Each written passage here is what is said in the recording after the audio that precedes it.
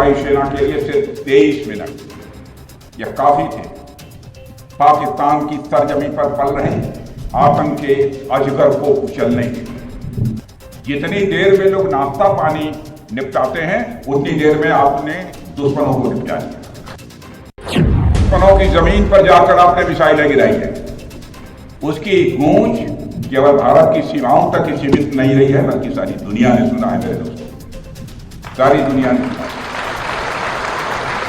और वास्तव में वह गूंज सिर्फ मिसाइल्स की ही नहीं थी, वह गूंज थी आपके शौर्य की और भारत के सेना के जवानों के पराक्रम।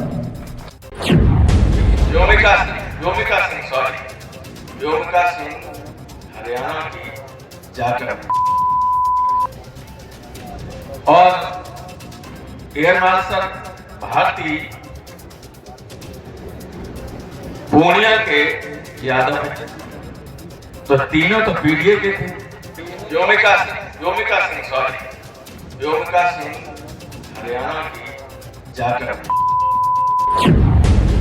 प्रोफेसर राम गोपाल यादव जी द्वारा उनको तो जो सेना की ब्रीफिंग होती थी उसमें पीडीए दिखने लगा। शर्म की बात है कि कोई इस प्रकार की राजनीति की बात करे। जात के संबंध को लेकर बात कही है, बहुत ही सच और तार्किक बात कही है। कल समाजवादी पार्टी के एक नेता ने जिस ढंग से दलित समाज की बेटी का अपमान किया है, भारत माता की बेटी का अपमान किया है, भारत की नारी शक्ति का अपमान किया है, समाजवादी पार्टी के मुखिया अखिलेश यादव जी की अभी तक मुंह बंद है। उनको जवाब देना चाहिए कि उनका स्टैंड क्या है, समाजवादी पार्टी का इस पर क्या कहना है। समाजवादी पार्टी के समय में जो विशेष तौर से उत्तर प्रदेश दंगों की आग में झुलसा है, उस दंगे की आग में झुलसने का कारण समाजवादी पार्टी की मुस्लिम तुष्टीकरण की घटिया और घिनौनी हिंदू विरोधी राजनीति का परिणाम था। देश की सेना, ये देश का हमारा मान सम्मान, और किसी को भी देश की सेना के बारे में कोई भी बात बोलने से पहले 100 बार सोचना चाहिए। देश की सेना हमारा मान है, देश की सेना हमारा अभिमान है, देश की सेना पे हम गर्व करते हैं।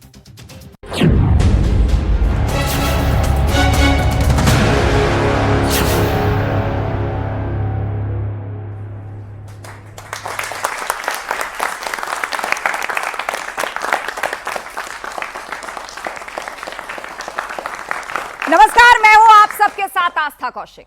जब जब पाकिस्तान अपने नापाक इरादों के साथ भारत से भिड़ा है, तब तब बुरी तरह पिटा है। 1971 का युद्ध हो या फिर करगिल की लड़ाई, भारतीय सेना के अदम्य साहस के आगे पाकिस्तान हर बार पस्त हुआ है। पाकिस्तान शायद यह भूल गया था कि 21वीं सदी का भारत है, यह नया भारत है, यह घर में घुसकर मारने वाला भारत है। और फिर पहलगाम में मासूम लोगों की हत्या करके अक्षम्य अपराध कर दिया पाकिस्तान ने। और उसी आतंकिस्तान की हिमाकत का जवाब था ऑपरेशन सिंदूर, जिसने पाकिस्तान को मिट्टी में मिला दिया, आतंक के आकाओं की कब्र खोद डाली। पाकिस्तान के 11 एयरबेस पूरी तरह से तबाह कर दिए, चुन चुन कर आतंकी ठिकानों को निशाना बनाया गया और फिर पाकिस्तान घुटनों पर आ गया। भारत की तीनों सेनाओं और अर्धसैनिक बलों के अदम्य साहस ने एक बार फिर से पाकिस्तान को परास्त कर दिया। आज इस जीत पर पूरे देश का जोश आई है। कैसे भारतीय सेना ने पाकिस्तान को पस्त किया, आज बताएंगे हमारे जवान। इस चर्चा में हमारे साथ मौजूद हैं। जोरदार तालियों के साथ स्वागत कीजिए हमारे गेस्ट पैनल का। जनरल पांजीकर जी हमारे बीच में हैं, इसके अलावा मोहम्मद अली शाह जी हमारे बीच में हैं, और एयरफोर्स अधिकारी स्क्वाड्रन लीडर दीप्ति काला हमारे बीच में है, और कर्नल एसपी मलिक हमें ज्वाइन कर चुके हैं। आप सभी मेहमानों का बहुत बहुत स्वागत है। तो चलिए चर्चा की शुरुआत करते हैं। और मेरे साथ इंडिया का यंगिस्तान भी है, और उस यंगिस्तान से मेरी अपील है, आप लोगों का जाहिर सी बात है जोश आई है, तो अपने अपने सवालों को तैयार रखिएगा, अपने अपने कमेंट्स को तैयार रखिएगा। मैं आपके पास आऊंगी, you can raise your hands, और उसके बाद हम इस चर्चा को आगे बढ़ाएंगे। तो चलिए सबसे पहले चर्चा की शुरुआत करते हैं। और मेरा पहला सवाल जनरल पांजीकर जी आपसे यही, अब पाकिस्तान हर मोर्चे पर भारत को कॉपी कर रहा है। धूल तो हमने चटा दी है, 11 एयरबेस तबाह कर दिए हैं, आतंकियों के 9 अड्डे, जैश लश्कर सबको घर में घुस के मारा है। अब देखिए, यहाँ हमारे प्रधानमंत्री जो थे वो एयरबेस पर गए जवानों की हौसला अफजाई करने, तो वहां पे शहबाज शरीफ एक पुरानी तोप पे घास लपेट कर आ गए और वहां पहुंचे और जीत का जश्न मना रहा है पाकिस्तान। सीधे तौर पर फर्जीगिरी और महाझूठ। आपका कहना सही भी है और गलत भी, दोनों चीज। अच्छा, अगर पाकिस्तान अपने को सचमुच ही अगर हमको फॉलो करे तब तो मेरा ख्याल है कि कोई प्रॉब्लम नहीं होगी। आप जैसे देखिए कि हमारे देश में जिस तरह से कि लोगों में किसी भी तरह का दुर्व्यवहार नहीं है, जो अलग अलग धर्म है उनके लोग एक साथ रह रहे हैं, एक तरह से जिस तरह से अभी लोग जुड़े हैं, खास करके इस दौरान जब ये जंग का माहौल हुआ उस समय, ये मेरा ख्याल ये काबिल तारीफ। और ये इसके बिल्कुल अपोजिट अगर आप देखिए पाकिस्तान में तो बिल्कुल ही नहीं है। 22 तारीख को हुआ हमला हमारे लोगों के ऊपर, जिसमें कि निर्दोष लोग मारे गए, निहत्थे लोग मारे गए, चुन चुन के मारे गए, धर्म के नाम पर मारे गए। लेकिन उसके पहले अगर आप देखिए, उससे 5 या 6 दिन पहले, मेरा ख्याल है 16 अप्रैल का दिन था, जब वहां के जो डिफैक्टो लीडर हैं, चीफ प्राइम मिनिस्टर तो वहां का कुछ है नहीं, वहां के जो मौलाना हैं, जो कि चीफ है आजकल बने हुए वहां वही के, देश चला रहे हैं ऐसा लग रहा है जी, प्रत्यक्ष रूप तो से। उन लोगों ने उन्होंने जो वहां पर उन्होंने बताया कि हम जो है बिल्कुल अलग सभ्यता है, अलग है, अलग कौम है, अलग धर्म है, लेकिन हमारे देश में क्या है कि सब हम लोग एक हैं, चाहे हिंदू हो, मुसलमान हो, सिख हो, ईसाई हो, सबके साथ हम एक हैं।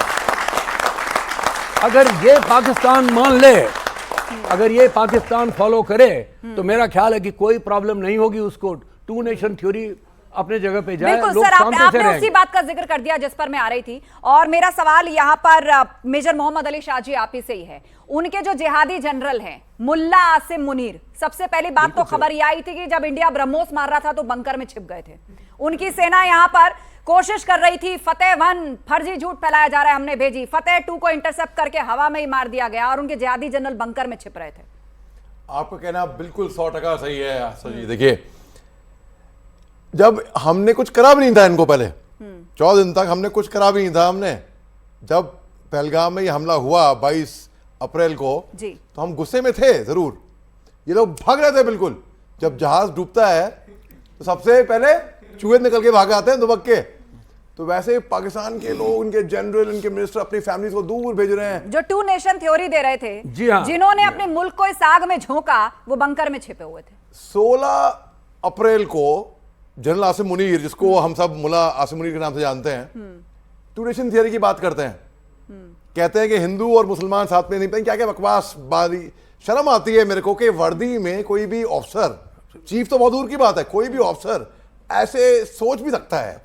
ये बहुत ही शर्मनाक बात है। और हिंदुस्तान में देखिए, जितने मुसलमान हिंदुस्तान में है ना, उसके आधे भी नहीं होंगे पाकिस्तान के अंदर, ठीक है, और इतने लॉयल हैं, इतने वफादार। ये हमारी देखिए, ये 5 उंगलियां हैं आशा जी, हिंदू, मुस्लिम, सिख, ईसाई, अलग अलग से, और जब ये आपस में साथ मिल जाते हैं ना, एक मुट्ठी बन जाती है ताकत। और मुझे लगता है पाकिस्तान ने अपना आईना देख लिया है। दीप्ति काला जी, इंडियन एयरफोर्स ने पाकिस्तान को कैसा सबक सिखाया है? मुझे लगता है कि इंडियन एयरफोर्स ने उसको अपनी सच्चाई दिखा दी, और अब इस एक्शन के बाद मुझे लगता है कि उसको उठने में बहुत वक्त लगेगा। उठेगा तो वो कभी भी नहीं, उठेगा तो वो कभी भी नहीं, लेकिन वो वापस आने में, सदमे से ही बाहर आने में बहुत टाइम लगेगा। इतनी प्रिसीजन से जो हमने उनको ध्वस्त किया है। आप देखिए, जो 9 अड्डे थे और जो एयरफोर्स बेस थे, यही मैं कह रही थी कुछ दिन पहले भी आज था, कि देखिए एयरफोर्स बेस, एयरफोर्स रनवे को, किसी भी रनवे को तबाह करना एक बहुत बड़ा डिसीजन होता है, बहुत बड़ा डिसीजन होता है जब हम वॉर में होते हैं या हम कन्फ्लिक्ट में होते हैं, क्योंकि हम रडार उड़ा देते हैं, हम उनके असेट्स उड़ा देते हैं, बट एक बेस को उड़ाना एक बहुत सबसे बड़ा मुझे लगता है जो नुकसान हम पहुंचाते हैं। क्योंकि आप देखिए, आपको ये इनफैक्ट ऑडियंस को भी ये समझना जरूरी है कि जब हम कन्फ्लिक्ट में हैं, जब हम वॉर में हैं, तो जब हम दुश्मन के ऊपर हमला करें, आजकल सबसे ऊपर क्या है, सबसे जल्दी फास्ट एक्टिंग क्या है, सबसे फास्ट एक्टिंग है एयर स्ट्राइक्स जी। तो अगर एयर स्ट्राइक्स उन्होंने करनी है तो उनको जहाज देना पड़ेगा। अब जहाज के लिए रनवे ही नहीं है तो जहाज उड़ेगा कहाँ? बिल्कुल, तो ये बहुत ही सटीक रणनीति, ये बहुत ही सटीक रणनीति। और ये जो न्यूक्लियर की गीदड़ भभकी दी जा रही थी ना, कि न्यूक्लियर जो है वो संपन्न देश है पाकिस्तान, और भारत जो है वो बचकर है, उस गीदड़ भभकी के लिए हवा निकल गई। मुझे कह दिया कि तुम्हारी न्यूक्लियर धमकियों से हम नहीं डरेंगे। बिल्कुल, इसको प्रधानमंत्री ने बिल्कुल स्पष्ट कर दिया।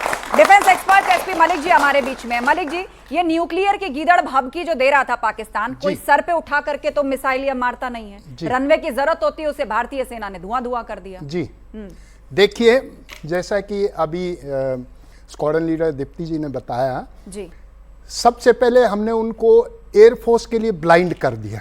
पहला एक्शन लिया, क्रेटर्स उनके रनवे और एयर स्ट्रिप को इतने बड़े बड़े गड्ढे कर दिए हैं, वो अपनी फ्लाइट्स ही नहीं टेक ऑफ कर सकते।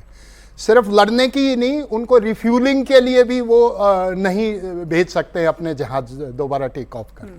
फिर दूसरा उनका air warning system, control system, उसको ध्वस्त कर दिया गया। तीसरा उनके जो लॉजिस्टिक्स इंस्टॉलेशंस थी जहां स्पेयर पार्ट्स रखे थे मेंटेनेंस के लिए, उसको ध्वस्त कर दिया। तो कुल मिला के टोटल हमने उनके 11 एयर बेसेस को ध्वस्त कर दिया।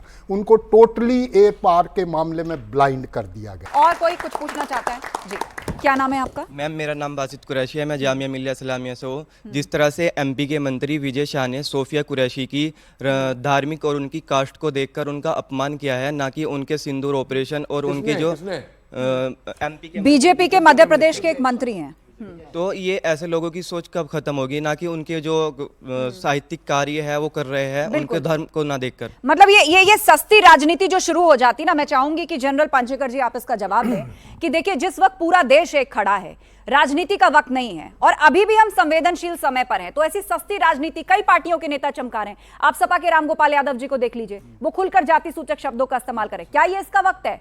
ये बेटा आपने बहुत बढ़िया प्रश्न किया है, और ये प्रश्न मेरे से ज़्यादा आप लोगों को अपने आप से पूछना चाहिए।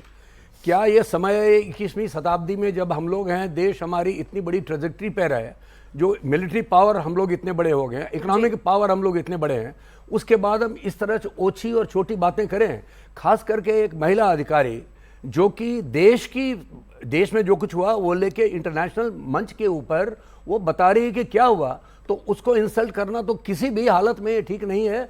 दरअसल अमेरिका को एक चौधराहट की आदत भी पड़ी हुई है कि विश्व का कोई भी मसला हो, मामलेदार मैं ही हूं। बिल्कुल। और भारत पाकिस्तान के बीच में तो वैसे ही बोलने की आदत पड़ी हुई है। और खासकर ट्रंप तो हमेशा एक्साइटेड फॉर्म में रहते हैं। उनकी policy, of course American policy, उनको सीरियसली लेते हैं, बट उनको एज एन इंडिविजुअल कोई सीरियसली नहीं लेता है। जैसे ही उनकी ये स्टेटमेंट आई, उधर से चीन अपनी चौधराहट के पीछे पड़ गया। उसने बोला हम तो पाकिस्तान के जो है कट्टर दोस्त हैं, हम उसके साथ खड़े हैं। उससे पहले सब न्यूट्रल थे। तो सब ये अपनी राजनीति चमकाने के चक्कर में है, वरना इस पे बिल्कुल क्लियर स्टैंड है इंडिया का।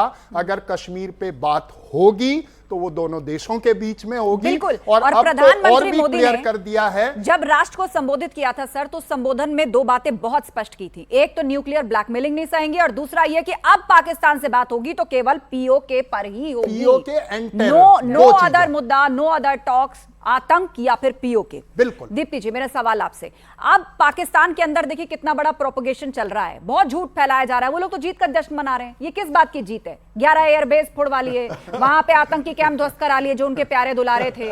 आवाम वहां पे टेरर में आ गई जब भारतीय ड्रोन ऊपर थे, उनको समझ ही नहीं आ रहा था कि करें क्या। मतलब हालत ये हो गई थी कि गाड़ी का टायर फट जाए तो उनको लगता था कोई मिसाइल छोड़ दी भारत ने, और वो पाकिस्तान जीत का जश्न मना रहा है। जी देखिए, जो अभी सर ने ट्रंप के बारे में कहा, वही मैं पाकिस्तान के बारे में कहूंगी कि जिसको अपना ही नहीं पता वो दुनिया को क्या बताएगा। ठीक है। सो पाकिस्तान ने देखिए कितने फॉल्स नैरेटिव यूज किए। आप उनका कोई भी डिफेंस मिनिस्टर का, इंफॉर्मेशन मिनिस्टर का, कोई भी आप इंटरव्यू उठा लीजिए ग्लोबल मीडिया का, और आपको शायद हंसी आ जाएगी, स्टैंड अप कॉमेडी की जरूरत नहीं पड़ेगी।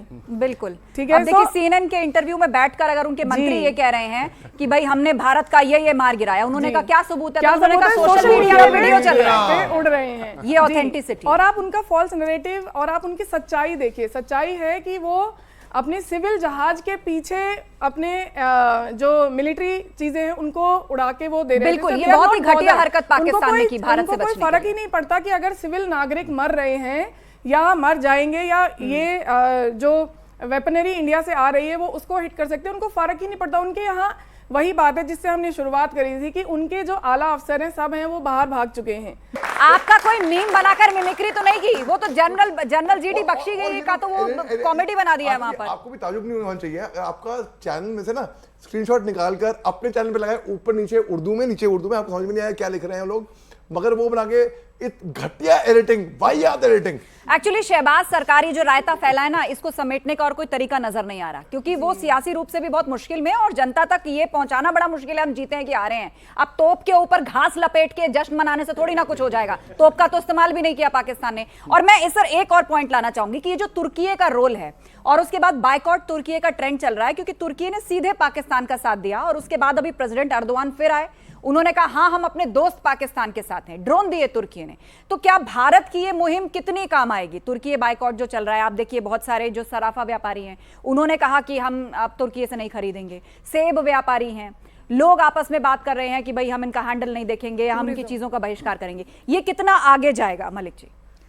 जी देखिए, बेसिकली आपने खबरों में भी सुना होगा कि राजस्थान में जो मार्बल आता है वो टर्की से आता है। वहाँ के पूरे ट्रेडर्स ने वहाँ से बिल्कुल अपने जितने भी अग्रीमेंट थे सब कैंसिल कर दिए, जितने ऑर्डर प्लेस किए हुए थे वो सब कैंसिल कर दिए। पूना में एप्पल आता था, वहाँ के पूना के ट्रेडर्स ने सब एप्पल मंगाना वहाँ से बंद कर दिया है। उसके अलावा उनके पास इतना कोई खास सामान नहीं है। सबसे बड़ी चीज वहाँ की टूरिज्म है। लोग जाते थे इस्तांबुल, ये वो, अजरबैजान साथ में। अजरबैजान तो आर्मेनिया के साथ खुद ही वैसा उलझा हुआ, उसको तो वैसे ही होश नहीं है। बट अजरबैजान में भी हमारे पिछले साल 2.5 लाख टूरिस्ट गए थे, वहाँ पे 3 लाख टूरिस्ट गए थे। 30 लाख जो है उनकी आमदनी जो है उसकी हमारे टूरिज्म से हुई थी। अब की बार 60% जो कैंसलेशन हो गई हैं टूरिस्ट की। मूवीज वहाँ पे शूट होने वाली थी वो कैंसिल हो गई हैं। कल्चरल प्रोग्राम, एक्सचेंज प्रोग्राम है वो हो गया है। टर्की के साथ में एजुकेशनल इंस्टीट्यूशन जामिया मिलिया इस्लामिया ने भी अपना एमओयू कैंसिल कर दिया है। जवाहरलाल नेहरू यूनिवर्सिटी ने अपना एमओयू कर लिया है। मौलाना आज़ाद यूनिवर्सिटी हैदराबाद ने अपना एमओयू उनके साथ में कैंसिल कर दिया है। तो इसका बहुत असर पड़ेगा। सिर्फ उसमें ज़रूरत है हम जैसे अपने देशवासियों की, ये नहीं कि जब गवर्नमेंट और दूसरे लोग अपना कैंसिल कर रहे हैं प्रोग्राम तो कुछ एक कीन कुमार होते हैं जो नहीं जी हमें तो वहां जाना ही है। गलवान का समय आया था ना, 2020 की बात है, जून तकरीबन मिड जून। तो कर्नल बाबू साहब बिहार रेजिमेंट के शहीद हो गए थे, आपको याद होगा जी। तो बहुत जबरदस्त मुहिम चली थी, boycott China, hit the dragon where hurt the most. चीन के साथ व्यापार सब बंद करिए, टोटल बंद करिए। जितने भी हमारे एप्स हैं चीन के, बहुत से एप्स हैं, वो सब बंद हो गए थे। मुहिम चली थी चीन के खिलाफ। अभी क्या है कि अभी वॉलंटरली, क्योंकि हालांकि तुर्की और अजरबैजान, मैं खुद स्वयं गया था 2-1 साल पहले, ठीक है, लेकिन अब मैं नहीं जाऊंगा। क्यों? क्योंकि उन्होंने साफ बोला है कि वो पाकिस्तान के साथ देंगे। सॉरी, मैं एक ऐसे मुल्क के वहां जाना पसंद ही नहीं करूंगा जो पाकिस्तान के साथ देंगे। और देखिए बात ऐसी है कि it is up to us. हमें, उनको फर्क शायद ना पड़े या ना पड़े इकोनॉमी, हमें फर्क पड़ेगा। हमारे सेंटिमेंट्स, हमारे इमोशंस हिंदुस्तानी हैं और हमारे सेंटिमेंट्स, हम बहुत इमोशनल लोग हैं, हिंदुस्तानी लोग हैं, हम जज्बाती लोग हैं और हम हमारे राष्ट्र के जज्बात के साथ खड़े हुए हैं। और यहाँ पर सबसे अच्छी बात क्या हुई, आस्था जी मेरे को 1 मिनट देगा जी। सबसे अच्छी बात ये हुई कि पूरा इन्होंने बांटने की कोशिश करी ना हिंदुस्तानियों को। पहलगाम में धर्म पूछ के, नाम पूछ के, कपड़े उतारो, कलमा पढ़ो, मोदी जाके बोल देना, ये सब हम सब एक हो गए, बल्कि बटे नहीं। उनका बैकफायर कर गया प्लान उनका। इसी पर ही कुछ लाइन्स हो जाए। नमस्कार, मेरा नाम आशीष है और मैं रामजस कॉलेज से हूँ और मैम मैं हिंदी साहित्य का विद्यार्थी हूँ और स्वयं भी कवि हूँ। तो आज मुझे बड़ा गर्व हो रहा है। मेरा कोई प्रश्न तो नहीं है, लेकिन मुझे दिनकर जी याद आ रहे हैं जो कहते थे कि सेनानी करो प्रयाण अभय, भावी इतिहास तुम्हारा है, ये नखत अमा के बुझते हैं सारा आकाश तुम्हारा है। ये वो देश है जिसमें अब्दुल हमीद पैदा हुए। अली सर सामने खड़े हुए हैं, ये अब्दुल हमीद का देश है, ये कलाम का देश है, जिसमें वसीम वरेलवी पैदा होते हैं तो ये लिखते हैं कि खून सने ये इतिहास के पन्ने एक अमानत हैं, जाओ इन पर नाच करो, बलिदान की इन पर छाया है, हमने तुम्हारे कल की खातिर अपना आज गवाया। अंतिम शब्दों में मैं अपने ही जनपद के एक बहुत मशहूर कवि गौरव चौहान जी की 2 लाइनें कह के पाकिस्तान को उसकी औकात बताता हूं कि बिगड़ैल किसी बच्चे जैसे आलाप तुम्हारे लगते हैं, तुम भूल गए हो रिश्ते में हम बाप तुम्हारे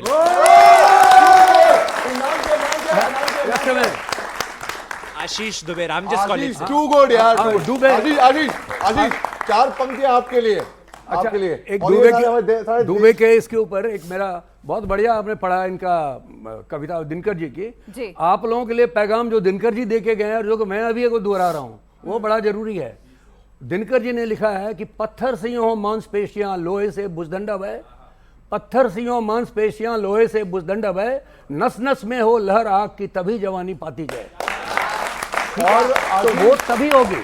और दूसरी बात ये याद रखना, उन्होंने एक और दिया हमारे साथ जो कि आप लोगों को याद रखना चाहिए। वो कहते हैं कि जैसे कि सांप है, सांप को लोग मारने के लिए जाते हैं जरूर, आप ये नहीं कि सांप सबको काट ले वो नहीं, लेकिन अगर आप में कहते हैं उसी वो धरा पूजती उस भुजंग को जिसके पास गरल हो, अगर तुम्हारे पास गरल है तभी तुमको लोग पूजेंगे और नहीं तो तुमको पूजेंगे नहीं कोई। इसलिए अपने देश की तैयारी करिए, टेक्नोलॉजी, डिफेंस, इकोनॉमिक्स, हमारे साथ सोशल साइंसेस सब में मिलकर ऐसा बनाइए कि आपको देख के लोग डरें। वही कि कोई जरूरी नहीं कि सांप काटे, क्षमा शोभती, उसके बाद तब आप माफ करिए पाकिस्तान को, क्षमा शोभती उस भुजंग को जिसके पास गरल हो। उसका क्या, जो दंतहीन विषहीन विनीत सरल हो, आपके पास कुछ है नहीं, क्या करोगे? ये जो वीर रस की शुरुआत हुई है, मोहम्मद साहब आप उसके आशीष भाई और हमारे देश के जितने भी जाबाज फौजी हैं जो अपनी जान की परवाह करे बगैर अपनी जान की बाजी लगा देते हैं, सबको हिफाजत करने के लिए दुश्मन का कूद पड़ते हैं। ये माखनलाल चतुर्वेदी की कविता है, सुनी होगी आपने, पुष्प की अभिलाषा। चाह नहीं मैं सुर बाला के गहनों में गूंदा जाऊं, चाह नहीं प्रेमी माला में बिन प्यारी को ललचाऊं, चाह नहीं सम्राटों के शव पर हे हरि डाला जाऊं, चाह नहीं देवों के सर पर चढ़ूं भाग्य पर ढलाऊं, मुझे तोड़ लेना वन माली उस पथ पर देना तुम फेंक, मातृभूमि पर शीश चढ़ाने जिस पथ जाएं वीर अनेक। कुछ और लोग बात रखना चाहते हैं अपनी। जी जी हाँ बताइए। मेरा नाम अकदस सिद्दीकी है। मैं पहले तो आपको मुबारकबाद देता हूँ, पाकिस्तान को बहुत अच्छी तरह से धूल चटाई है। लेकिन मुबारकबाद दीजिए। बिल्कुल सर, आपसे ना पहला आपका बनता है। लेकिन सर अक्सर सवाल ये पैदा होता है कि बॉर्डर पे अक्सर आतंकवादी कैसे पार हो जाते हैं। हम अपना बॉर्डर को इतना सिक्योर क्यों नहीं कर पाते कि वहाँ से ये लोग आ ही ना पाए। हर मतलब 1 महीने में 2 महीने में ये कैसे आ पा रहे लोग? ठीक है, और कोई सर दो तीन सवाल ले लेते हैं, उसके बाद एक साथ जवाब सुनते हैं। जय हिंद सर, मेरा नाम नितिन है, मैं दिल्ली यूनिवर्सिटी का छात्र हूँ। मेरा क्वेश्चन ये है कि इतने बड़े युद्ध के बाद क्या पॉलिटिक्स में जो आर्मी है, इंडियन आर्मी, उसमें अग्निवीर स्कीम अभी भी लागू करनी चाहिए या फिर उसको इम्प्रूव होना चाहिए? ठीक है, और कोई सवाल? जी माइक ले लीजिए आप। सर मेरा नाम अरसलान अंसारी है और मैं जामिया मिल्लिया इस्लामिया का छात्र हूँ। मेरा सवाल ये है सर, पहले पुलवामा और फिर पहलगाम, लेकिन सर जिस तरह से हमने घर में घुस के मारा है ऑपरेशन सिंदूर के जरिए, तो सर मेरा ये सवाल है क्या अब से 1 साल बाद या 1.5 साल बाद या बाद में भी अगर पाकिस्तान बाज नहीं आता है तो इस पे भारतीय सेना की क्या कार्रवाई है? ठीक है, एक सवाल और ले लेते हैं, लास्ट फिर जवाब की ओर रुख करते हैं। सर नमस्कार, मेरा नाम हिमांशु दुबे है, जामिया से हूँ। हमेशा से अब जब भी युद्ध होती है पाकिस्तान न्यूक्लियर की धमकी देता है। खुद तो रहने के लिए अभी आए दिन ऐसी खबरें आती हैं, दाल आटा राशन ऐसे, तो न्यूक्लियर को सेव करके रखना कब तक को सही है और कब तक वो धमकी देता रहेगा? क्या उसका कोई उपाय है, कोई निचोड़ है? और इसमें ऐड करते हुए एक बहस ये भी चल रही है सर, कि बहस ये भी चल रही है कि क्या IAEA को उसके न्यूक्लियर वेपन्स ले लेने चाहिए, because he is not equipped. वहां आतंकी अलग है, सेना अलग है, सरकार अलग है। देखिए बात ये है, पहले प्रश्न जो आपने प्रश्न किया है इसके बारे में क्या था आपका प्रश्न? एक बार दोहराएं रिगार्डिंग कितने बड़े बॉर्डर पे पुलवामा और पहलगाम को जोड़ के पूछा था। उन्होंने कहा था कि बॉर्डर पार करके आते ही कैसे हैं। बॉर्डर की बात बताई। हमारा बॉर्डर बहुत बड़ा है, आपको मालूम है, तकरीबन ऑलमोस्ट 1500 किलोमीटर का है ना। उसमें अलग अलग इलाके हैं। एक तो है इंटरनेशनल बॉर्डर और उसके बाद आता है LOC, आपने सुना होगा, पिक्चर भी बनी थी LOC ना। LOC वो जगह है जहां पर कि डिमार्केटेड नहीं है हमारा, जहां पर जो जिसका कंट्रोल था वहां पे बैठे हुए हैं। ये LOC डिफाइंड हुआ 1971 के बाद। उसके नीचे क्या है? IB। अभी इतनी बड़े एरिया में हमारे जगह हर एक जगह BSF लगे हैं, फौज लगी है वगैरह वगैरह। और आज के डेट में हमारे पास बहुत सारे सेंसर्स हैं जिससे कि पता लगता है कि लोग आ रहे हैं। अभी आप कहिएगा तो भी लोग क्यों आते हैं?